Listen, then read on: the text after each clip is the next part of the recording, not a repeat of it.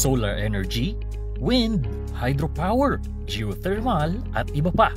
Sa dami ng pagpipiliang renewable energy, di nakatakatakang ito na ang ilan sa mga magiging pangunahing pagkukunan ng enerhiya.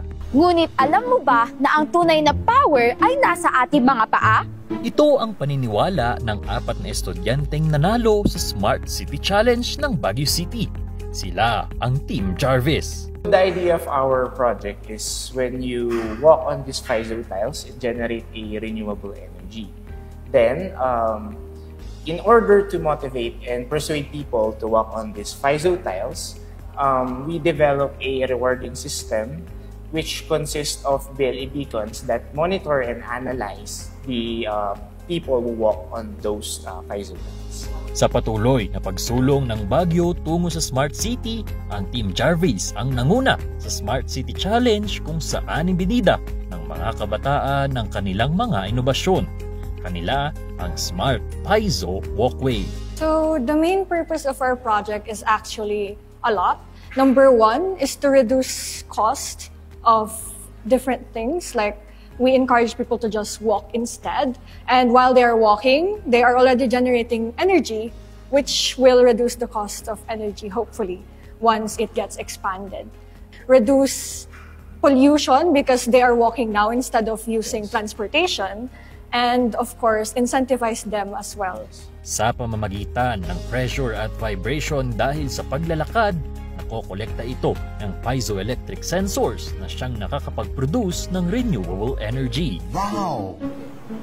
Ang mapuproduce na enerhiya ay pwedeng gamitin bilang pailaw sa mga parke at kalsada. Bukod sa malinis na enerhiya, layon din itong magbigay ng reward system sa publiko.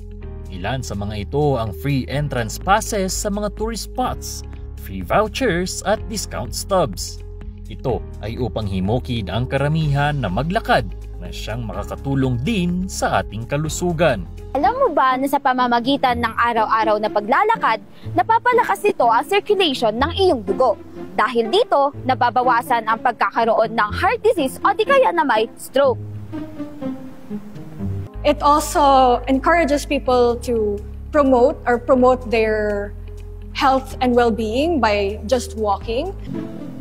Ayon sa presentation ng Team Jarvis, posibleng ilagay ang Smart Piezo Walkway sa iba't ibang lugar sa Baguio.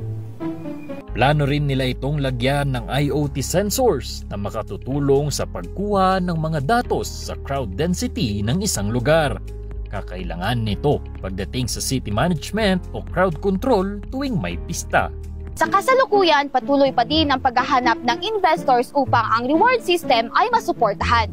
Ang ideya ng Smart Piezo Walkway ay tunay ngang kahanga-hanga. Pinatunayan lamang ng Team Jarvis na ang pagkamit sa renewable energy ay parang isang idioma na a walk in the park.